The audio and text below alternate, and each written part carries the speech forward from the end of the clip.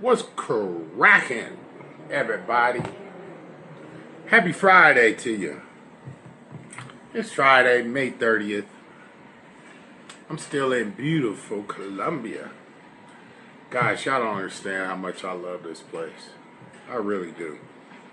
And as I see more places and go out and travel, and I'm sure I'll be impressed with a lot of places, but it truly is going to be difficult to beat Colombia, Medellín. Yeah, I hear it all the time. I watch videos. Oh, it's dangerous, whatever. I think it's safer here than over in the States. So clean up your own backyard. Anyway, man, something exciting happened to me a couple days ago. Real exciting. Well, to me, it was exciting. But I took Kobe for a walk.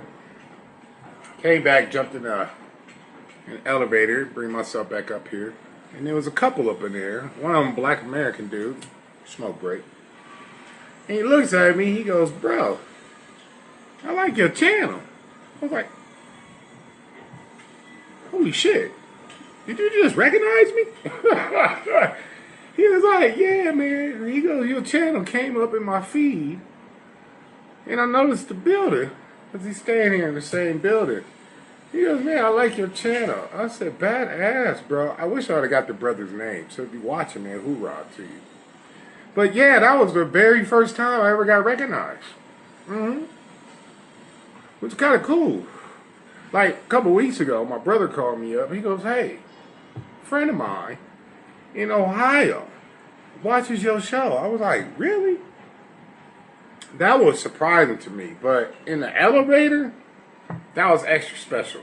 Because that was the first time someone recognized me in person. Some of y'all don't know. I mean, unless you know me for years. But I used to work in the music business, right? And I'll never forget, one of my artists I was working with, Knuckles, we still talk to this day. That's my homie right there. Worked on his album for a whole year. With me in the music business, I was always behind the scenes. A&R work. I set up interviews, internet marketing, get shit on the radio. I did all the behind the scenes work. So we're working on Knuckles' album. Spent a whole year on that album. 15 songs. I was on that album. Anytime I was on any albums, it was always doing skits. I don't have no talent to rap.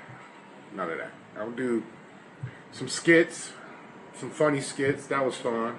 I actually did skits with Power 106. And I've been in quite a few music videos. That's about it for me. I was always behind the scenes. But I'll never forget, we was pushing Knuckles' album.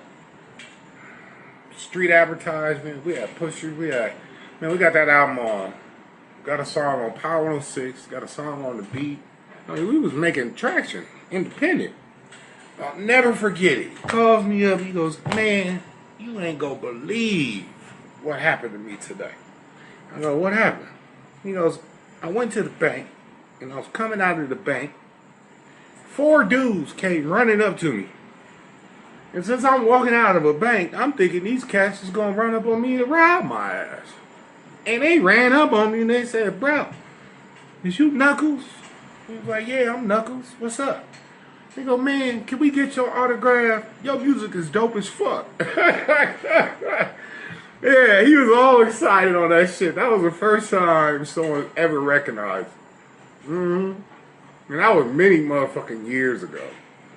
But, yeah, that's exciting. So I was excited to get recognized. So my channel's making some movement. So please hit the like, hit the subscribe. Donate to the channel, of course. So, I'm fighting with myself. Should I stay or should I go down? So, I know I told myself, back when I was in the States, I go, you know what? I'm going to shrink my stays and visits down to 1 month, go back to the States, grind it out for a month, go somewhere else. I've been here a month and a half. Actually longer than that. It's about to go on 2 months. I just don't want to leave, man. So, but yesterday, I almost left. Uh, Wednesday, I was like, man, maybe I should go. Because this week wasn't as good for me, to be honest with you. You know. Because, first of all, that little bar scam I went through, I was supposed to get my $208 on Wednesday, and they declined the shit. Some of you Americans ain't gonna understand $208. I can hear it now, but that ain't a lot of money. No, in America, it's not a lot of money. But here, $208, it's like $800. You know what I'm saying? I can do the same thing with $208 here that you motherfuckers can do with $800 over there. And the reason why I didn't get that credit, I'll take the blame for it. It was my fault. I can admit when I fuck up somewhere. So, when I filed the claim, it said I got to fax in the receipt, fax it or mail it off. I didn't do that. Instead, I put it through the B of A website. And I called them up and I said, hey, I submitted the documents through the website. I said I can do that. Do you see it there? They confirmed with me, yes, we got it. But then when I didn't get that money on Wednesday, I looked, I checked, and they said they denied it because they didn't receive any documentation from me. So I called them up and I said, why would this say I didn't send the documentation when I confirmed with y'all that I did? Well, it's okay to submit documents through the website, but you also have to fax or mail it. My bad. My bad. So I went ahead and submitted the receipt. But because I thought, I misread the letter. I thought that the bar agreed to the charges, said they were legitimate. After rereading it yesterday, it didn't say that. So I don't know where my mind was on that. But I told myself, with this situation, I did not want to deal with the police. I don't like dealing with the police. I never have, never will. But I'm like, if they don't just give me my money back, then I follow with the police. Because I was thinking that that they was disputing, trying to hang on to the charges. Sat down with ChatGPT yesterday. Because the last thing I want to do is go to some police station and sit there for 2 or 3 hours.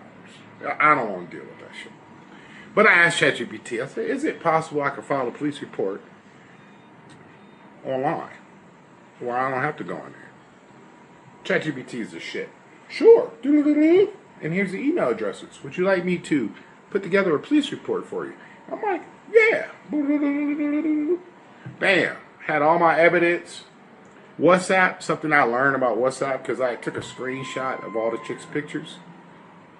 WhatsApp, you could actually export the whole conversation and put it in a file.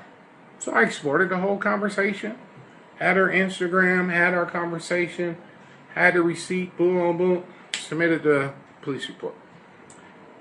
Felt kind of bad about it now because I reread that letter and it didn't say that they denied it. It just said they was waiting on the receipt. So I submitted that. Hopefully I will get it. But yesterday I was watching this YouTube channel. He gives like updates on Colombia as far as like crimes and stuff or what's going on. But it turns out the Colombian police put a crackdown on 2 bars that was overcharging tourists. And I wonder, I was looking at the report, and I was trying to see that particular bar I was at. And I didn't notice it, but it said how they put down a whole crackdown and busted a bunch of people. I was like, hoorah. But I also, as I was putting together the report yesterday, because I seen that news report last night, but as I was putting together my police report, I went back in to Google Maps. And I noticed that the name of that restaurant is no longer in Google Maps, but the reviews are there. So, I got a feeling they was a part of that sting ring because the club, as I'm looking at the news report, it looked kind of familiar, like the club I was in. But good for them. But they were saying on a report how some of the tourists who got overcharged would go back into that bar to dispute the charge, and then the dudes would beat them up and then extort them for more money. So I'm glad that didn't happen to me when I went back into the bar, because it definitely would have been some problems. I'm a hardhead motherfucker. That's a gangster LA tendencies in me. I ain't gonna just back down. So I didn't get that $208. Hopefully I'll get it soon. Hopefully I can get it. But B of A, I'm like, here's a police report. Here's a motherfucking receipt. Hopefully I can get it. So I guess since I didn't have to go down to the police station, it wasn't so bad following it with ChatGPT. So, and then my next issue, E-Dreams. Them little fuckers, bro. They denied one of my tickets because I did a bank claim on the charge. They had the nerve to fucking send to B of A, oh, he could have got on that plane. Which is impossible because I was on the first plane. I couldn't get on the second plane. So they were wiggling out of it. Right? And B of A is charging me back that $350 on Monday. And I'm trying to push it back with them. And with B of A. But they're saying they can't. And I tried again. So I submitted a lawsuit. The courts, I still haven't got the date yet. Hopefully I can get the date. So I called Bank of America. I said, I did sue this company. But I need you guys to delay that money coming out of my account. So $350 for you Americanos that don't understand.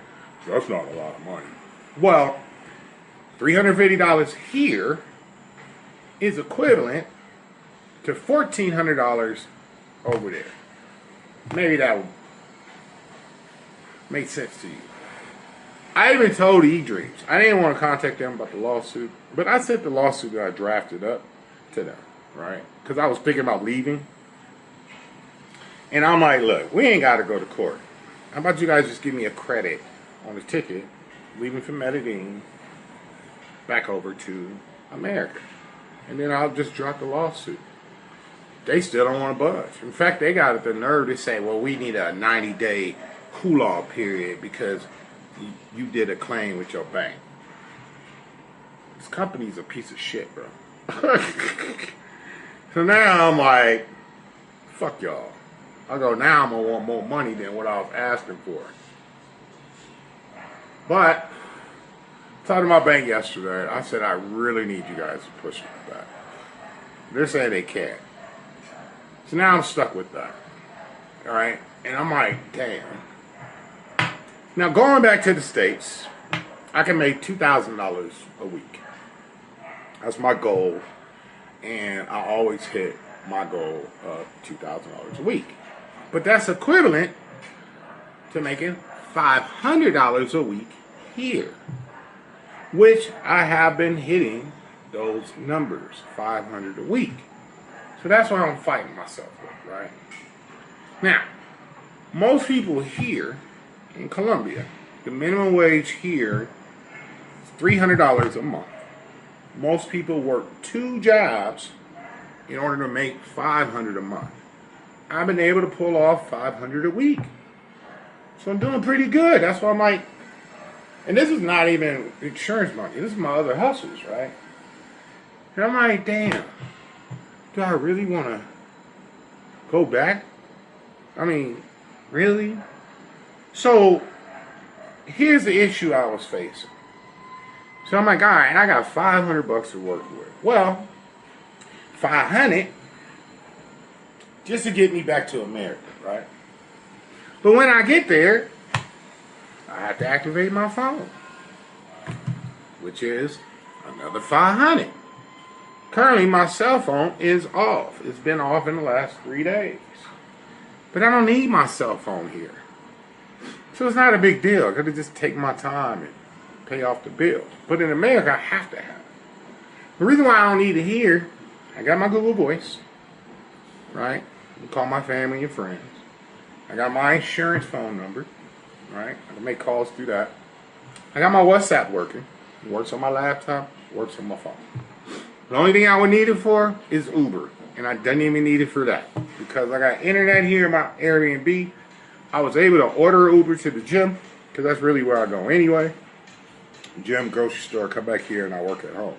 And I was able to order another Uber using the SmartFit Wi-Fi to get back home. So I'm like, my phone can wait.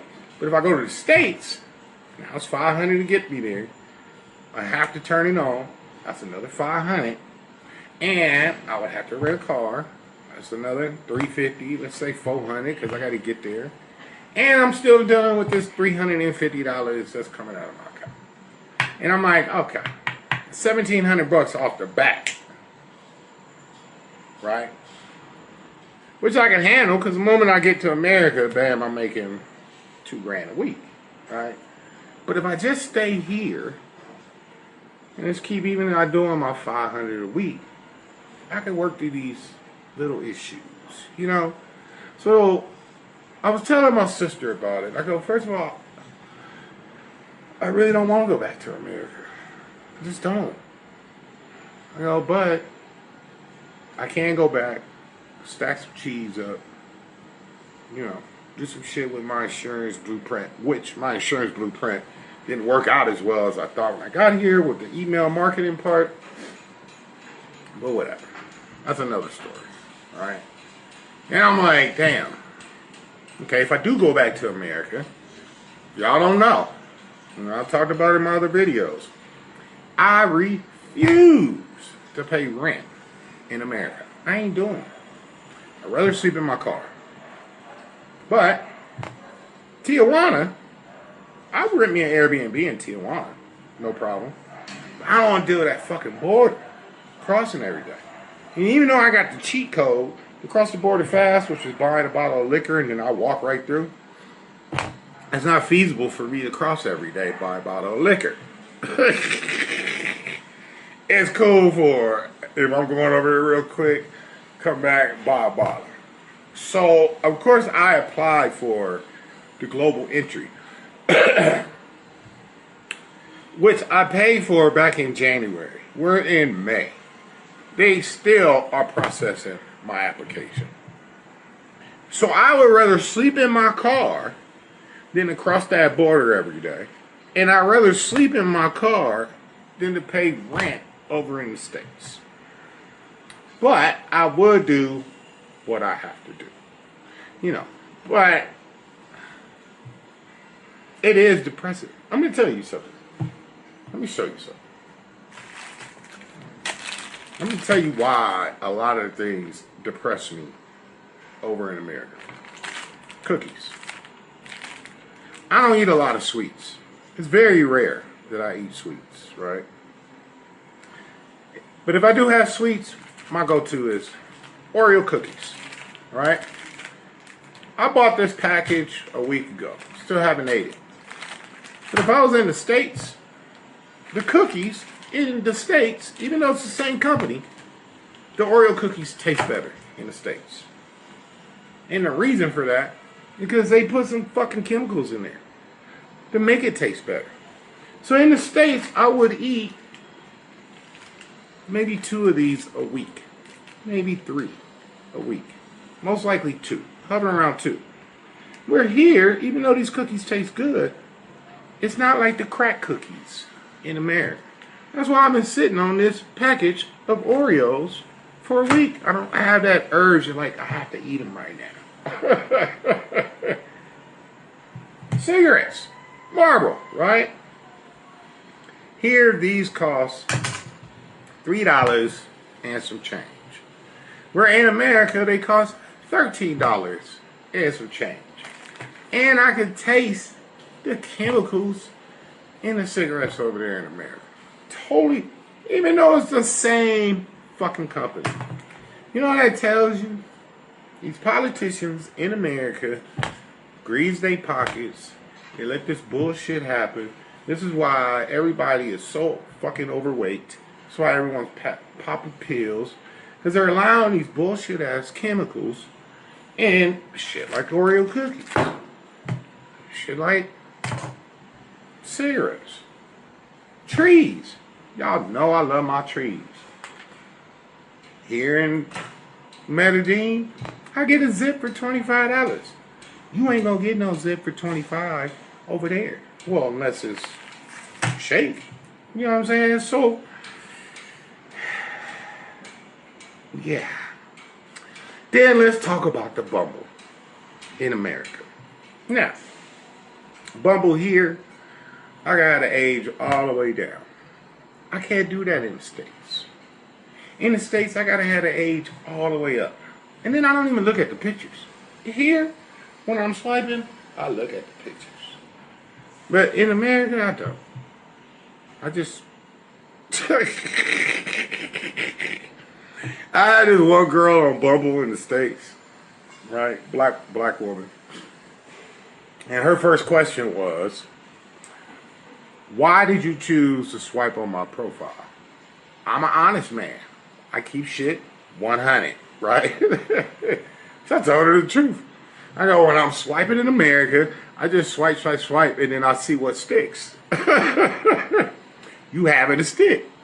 So before I sent her that message, I added in there, and I'm like, black woman, 27 years old, you're claiming you live in Beverly Hills. Now, I'm not saying black people cannot live in Beverly Hills. I'm not going to say that. But it's like a raisin in a sugar bowl. So I asked her, why does your Bumble say that you live in Beverly Hills? Anyway, that chick ended up blocking me. So, obviously, I'm a single man, and the dating over here, anywhere besides America, is so much better. Then we got the racism. I complain about the cookies. I complain about the dating. But the racism, man. Let me tell y'all a story. I'm 50. I'll tell you a story I had with my grandmother. This is when I was like 8 years old. Okay? My grandmother was talking about racism. All right, Grandma. Why you keep talking about racism? Martin Luther King made racism go away years ago. She gave me the worst look ever. She said, don't you ever believe that shit. This country is racist, and this country will always be racist. 40 fucking years later, Grandma's still right. And Trump just really brought all out the racism. America always gonna be racist. So here Trump deporting all the brown people, but bringing in rich white people and calling them refugees. That's insanity like a motherfucker, right? So that part. So now I be in America, I'm like, damn. I'm surrounded by a bunch of fat idiots. I go, this is just too much. It's too much. So it puts me into a depression. The gym. I tell my friends and family, if you ever come to visit me here, the first place I'm taking you is to the gym. And when you see the gym here, you're going to be like, this is why this ninja is not bringing his ass back to the States. That's why. I'm like, you know. So, I'm fighting with myself. And that's why, when I slept on it yesterday, I decided, no, I'm not going to leave yet. Went ahead and renewed my Airbnb. I go, let me just weigh this out and figure out if it's something I really want to do. Now, it ain't just the 350 I'm worrying about, the 203. This week was pretty bad for me on how much money I make. This week I'm not going to hit my $500 goal. For some reason, business was slow. I'm an entrepreneur. It's like that with an entrepreneur. It's going to be like this, but you're going to have some days like this. So that's why I was like, damn. I go, I've been doing good for the last 3-4 weeks. But I'm taking this little dip here, and I got these other things happen. So that's why I'm like,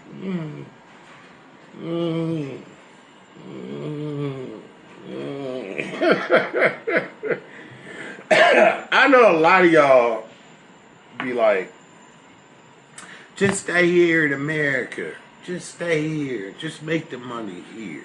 And I'm like, you guys don't understand. Look, I do a couple grand a week. Technically, I can make way more money than that. But I would have to stay my ass living in America. And I just can't do it. 2 businesses I would do if I decided I wanted to live in America. One of them is a car business. Car business, that was the most money I've ever made in my life. I got that business going, getting up to over $3,000 per day, what I was making, right? I had that business for 8 years. It didn't start off that way. But eventually I creeped up to like $3 grand a day. If I was to restart that company now, with what I know, I can kill the game within a year and probably popping out those numbers. But the problem is, if I want to take a trip somewhere, and I would take a lot of trips, I can only stay for a few days and I had to get back. The other business I would start where I can make more than $2,000 a week would be my marijuana company. Marijuana. Notice my Cash App. Please send a donation. That business, I loved it. I didn't have $3,000 days, but I would have $1,000 days all the time. Actually, there was one time I had a $3,000 day. No, wait, hold on. No, my biggest day was 10 grand. 10 grand. But that was over a 3-day period because it took me 3 days to deliver it, all my little product. And I would just sell the clones. That's my little niche in the game. Very good at it, too. Really good at it. One thing I miss about all this traveling I'm doing is I'm not able to grow. But once again, with the marijuana, and if I wanted to stay in America, I would do the marijuana. Because, man, I love doing that business. I would watch the sun come up so many damn times I didn't even realize it. Because I'd be in there in my grow room, just in the zone. I can just be in there for 8, 9, 10, 15, 20 hours. It doesn't matter. And I love doing that. And my plants look so nice. And my customers just loved it because they see how much love I put into these plants. But, once again, I couldn't. If I took a trip somewhere, it's only 3 days. I could be gone. That's why with the ride shares, $2,000 a week is good money. It's more money than most of you motherfuckers is watching this make. And I still have my freedom. But my ultimate goal is to do those kind of numbers, keep my freedom, and be able to just travel and do it remotely. So, of course, I'm going to have my mistakes here and there, but I'm telling you, I'm going to pull it off, no matter what. Anyway, I had a funny conversation with my Uber driver yesterday. No, day before. And dude spoke great English. Turned out he lived in Detroit for a long time in America. But now he's over here. He goes, I couldn't do it with America because I didn't like it over there.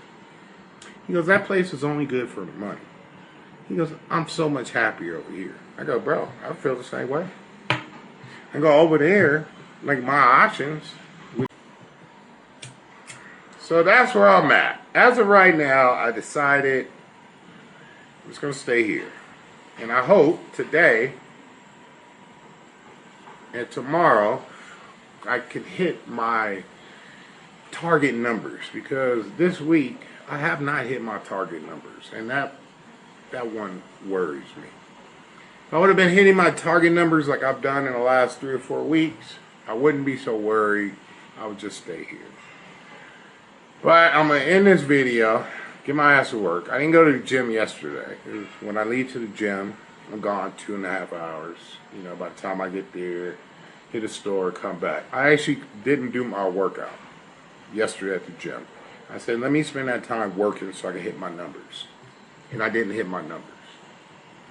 I'm not going to go to the gym today because I'm going to spend that time to try to hit my numbers. hopefully I hit my numbers. If I don't hit my numbers today, I don't hit my numbers tomorrow, I think I'm going to head back to the U.S.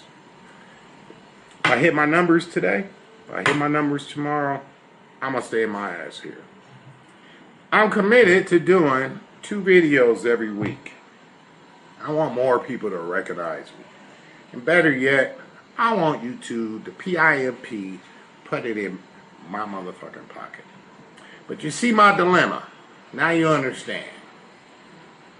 If I can do a minimum of 500 a week here, I'm happy. But if I need to go back there, squeeze out a couple grand, handle some more shit, and then leave again, so be it. I'm just not in a rush to do that right now. You know, it's funny. My Airbnb host, he hit me up. Right? He was like, have you figured out when you gonna leave yet? I'm like, nah, I haven't. I'm in no rush. Technically, I could stay here another 4 months in Colombia. But because he wants to start advertising. I do, but I'm in no rush. I can't tell you when I'm gonna leave, but I'm not really in a rush. I know if I gotta leave and go back to America, I will be kicking and screaming all the way getting onto the plane. But I'm just gonna have to see what happens. It's gonna work, keep working, and when I shoot another video on Monday, let y'all know what's up. Until then, have a good weekend. Hasta luego.